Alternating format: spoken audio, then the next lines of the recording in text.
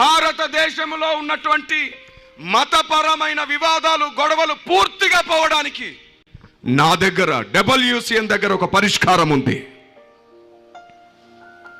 ఎన్నో గంటల పాటు దేవుని దగ్గర ఏడవగా, కన్నీరు కార్చగా, ఎన్నో గంటల పాటు నా దేశం బాగుండాలని బ్రతిమాలుతుండగా సర్వశక్తిమంతుడైన దేవుడిచ్చిన ఆలోచన ఒకటి నా దగ్గర ఉంది.